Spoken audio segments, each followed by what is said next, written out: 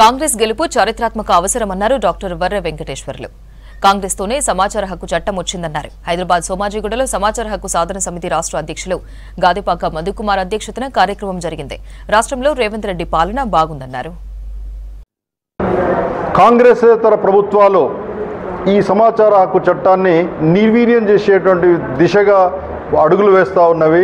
ఇవి మంచి పద్ధతి కాదు. పారదర్శకత లేకపోవడం అనేది ఈ దేశానికే మంచిది కాదు.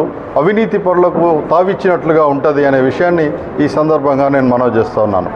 కాబట్టి రేపు జరగబోయే ఎన్నికల్లో కూడా ఇలాంటి అవినీతి రహిత సమాజం ఏర్పడాలన్నా, పరిపాలనలో పారదర్శకత ఉండాలన్నా ఈ దేశానికి కాంగ్రెస్ పార్టీనే శరణ్యము. రేపు జరగబోయే ఎన్నికల్లో కాంగ్రెస్ను గెలిపించుకోవాలని ఇక్కడ రేవంత్ రెడ్డి నేతృత్వంలో ఎక్కువ సీట్లు కూడా కాంగ్రెస్ పార్టీకి వచ్చే విధంగా కృషి చేయాలని చెప్పి ఈ సందర్భంగా నేను కోరుతా ఉన్నాను. ఈ రాష్ట్రానికి సంబంధించిన మిత్రులు అంతా కాంగ్రెస్ పార్టీకి అనుబంధంగా ఉంటూ కాంగ్రెస్ పార్టీని వచ్చే ఎన్నికల్లో ఎక్కువ మెజార్టీతో గెలిపించుకోవాలని కోరుతా ఉన్నాను.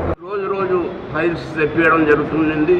ఈ పరిస్థితుల్లో అందరూ భయపడి ఏ రకమైన తప్పు చేయడానికి వీలు లేదనేది బాగా వాళ్ళకు అర్థమై అప్పటి నుంచి చాలా వరకు తగ్గింది.